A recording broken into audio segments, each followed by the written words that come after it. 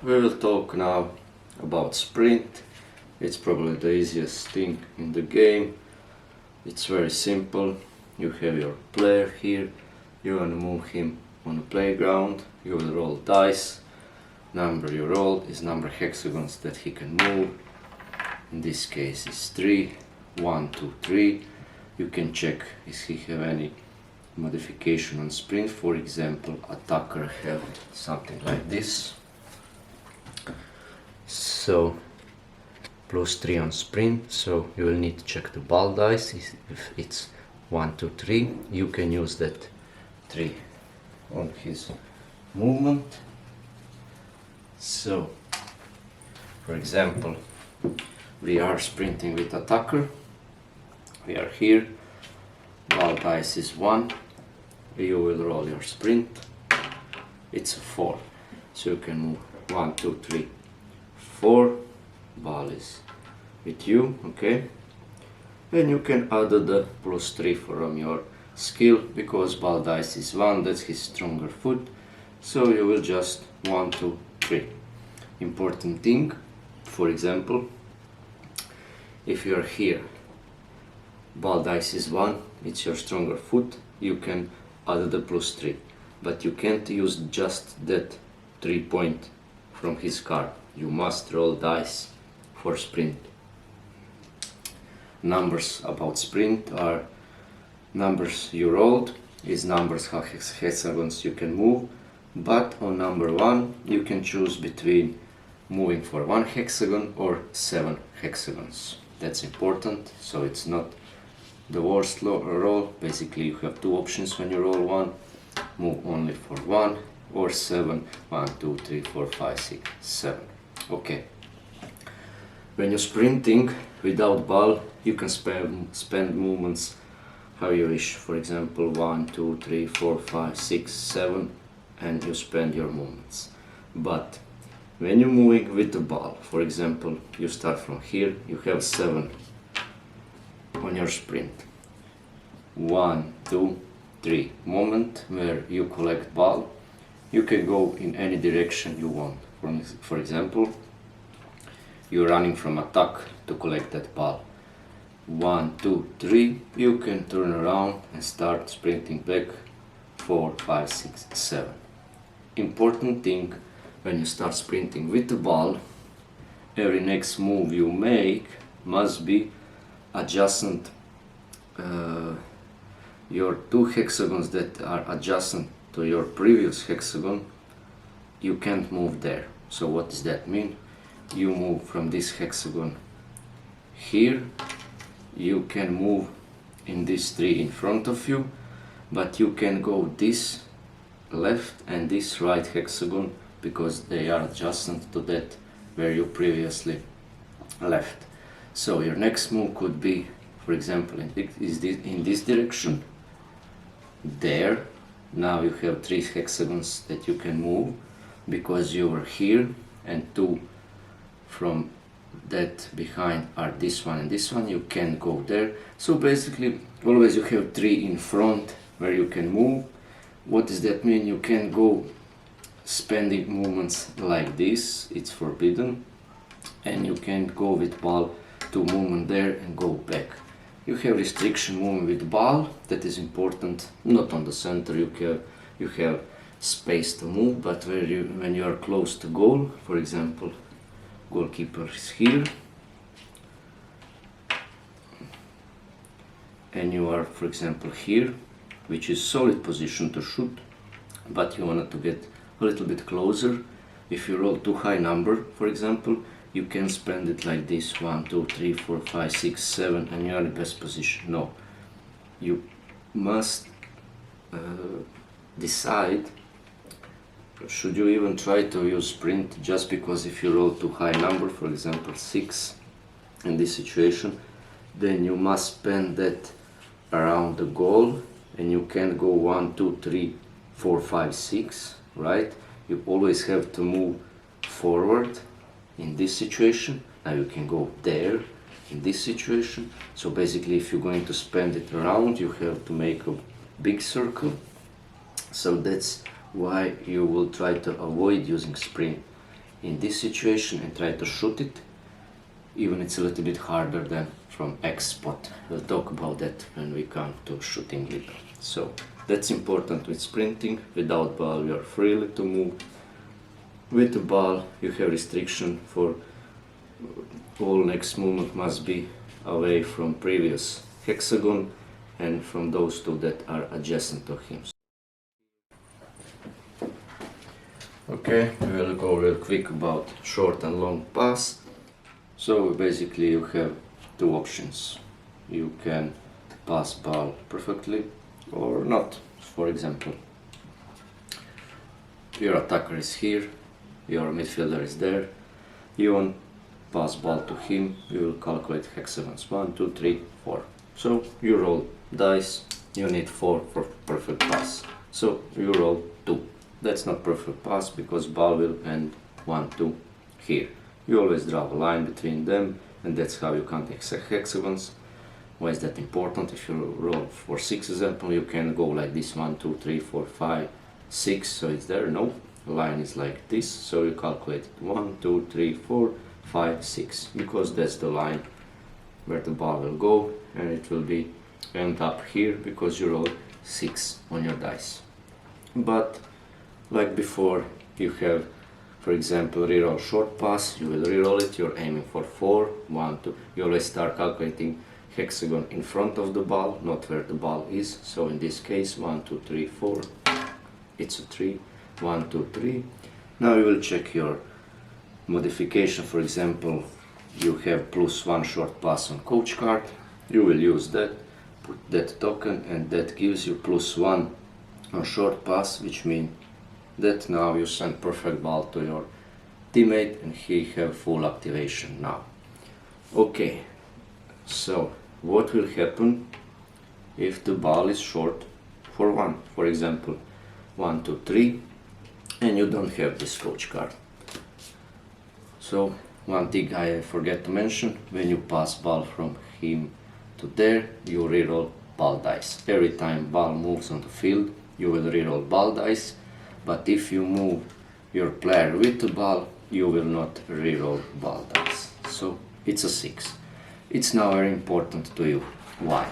This player is 1 hexagon adjacent to that ball, so he can try to reach that ball, even that pass is not perfect. So he need to roll his dice and he have 2 options. If he rolls 6, he will collect that ball in his hexagon and he will have full activation.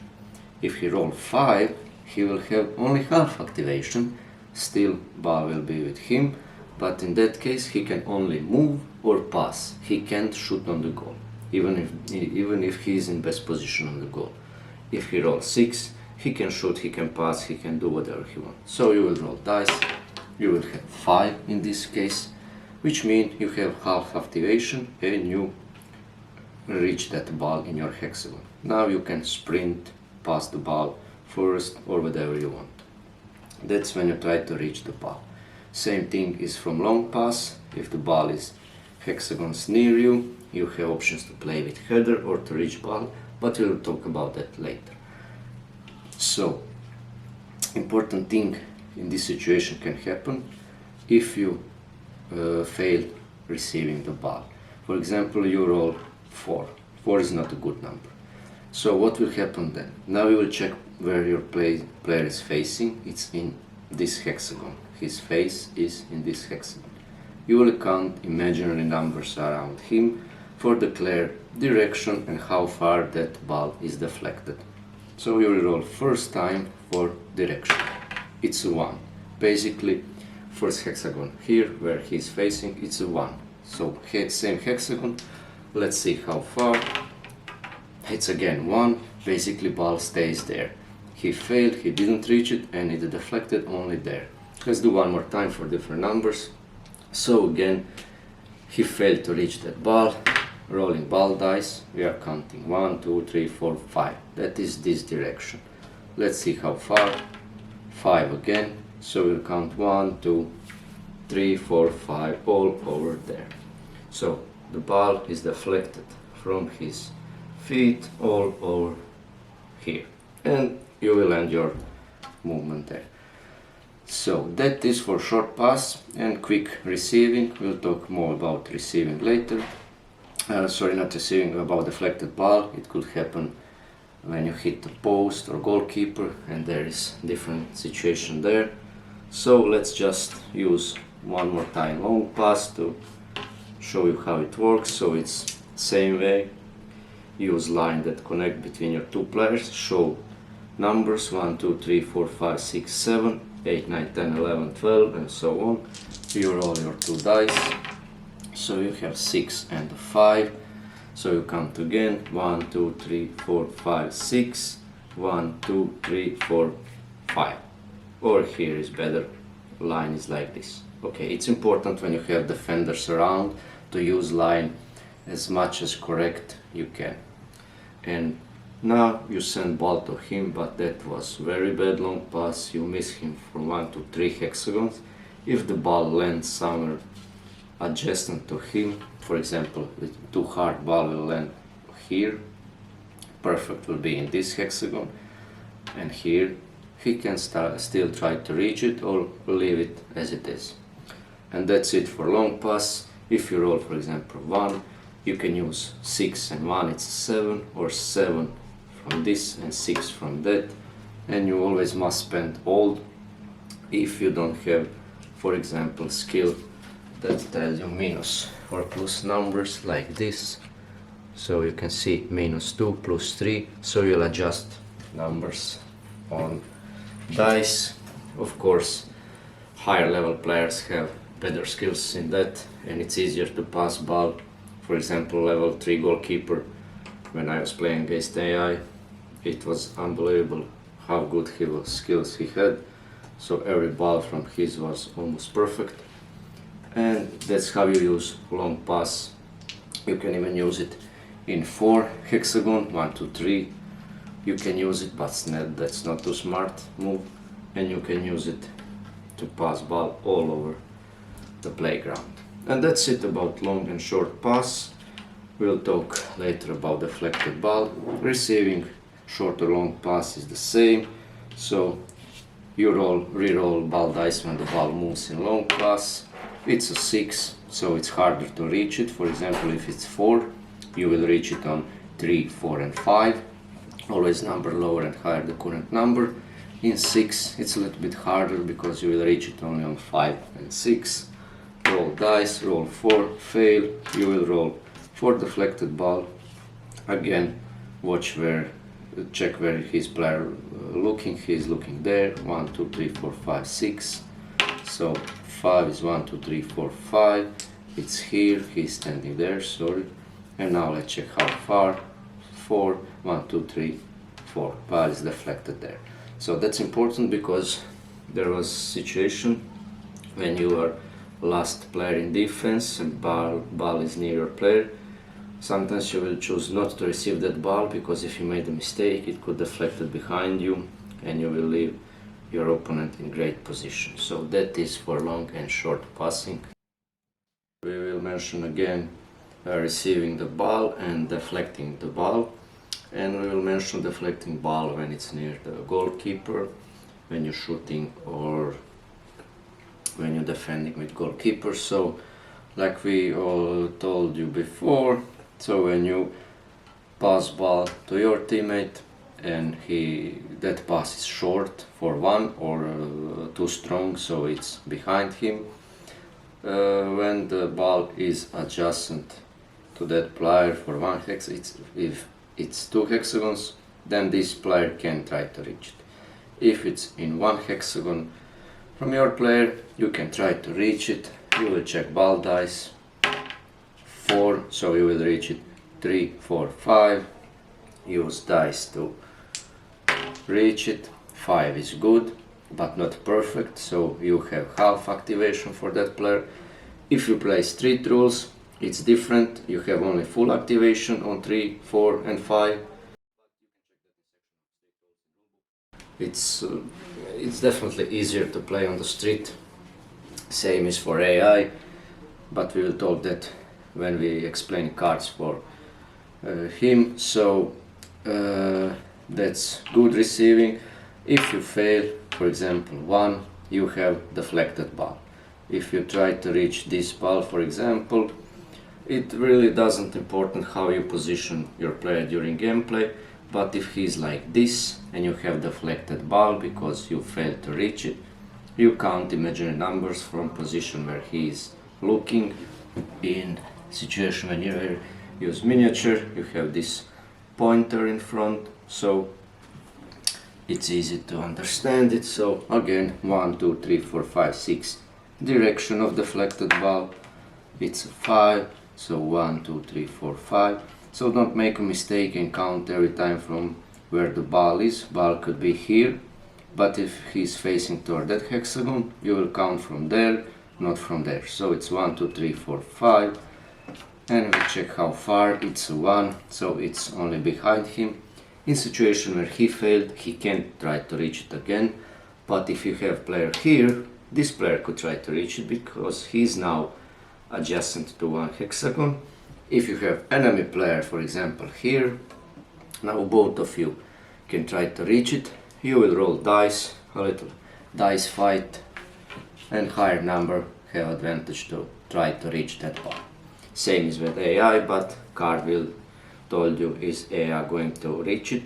If, for example, the opponent is in position to reach it, but he won't try it, and you wish to try to reach that ball, then not say, okay, no need to roll any fight dice. You will just try to reach that ball because he don't want to try anything.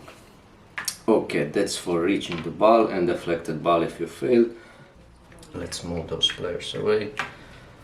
So in this situation, you have basically three options. If you remove this token, you will see spot here and spot here. Basically every time you hit, for example, left side of the goal, left post, ball can be deflected back in the game or behind the goal in goal kick or corner kick. So for example, you shoot with your player, you will see how it looks, and when you roll ball dice, you hit the post right there.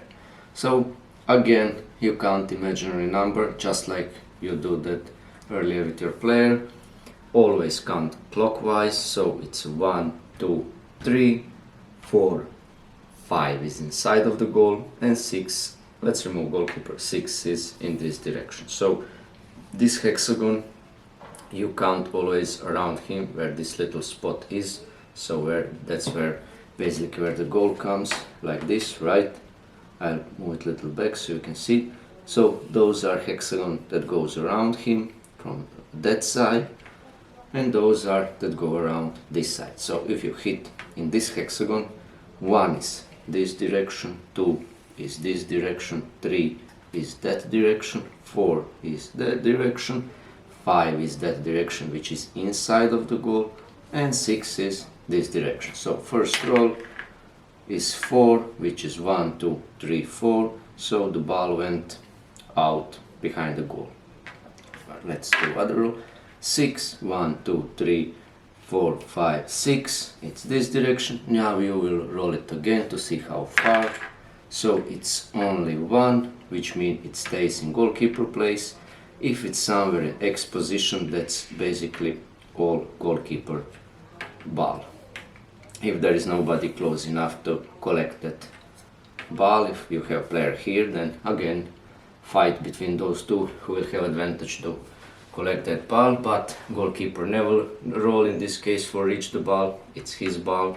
If your player is here, he can try to reach it. So same thing is from this side. For example, you hit the post here, you put ball dice there and count hexagons, but in this case 1, 2, 3 is inside of the goal, 4, 5 is behind the goal, and 6 is this direction. So you roll 1, it's this direction, you roll how far, it's a 4, so it's 1, 2, 3, 4. So ball hit the post and went all over there.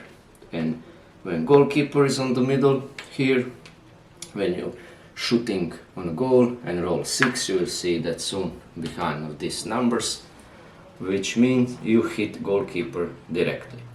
And then ball can be deflected in any direction. Again, 1, 2, 3, 4, 5, 6. This is maybe best example to understand.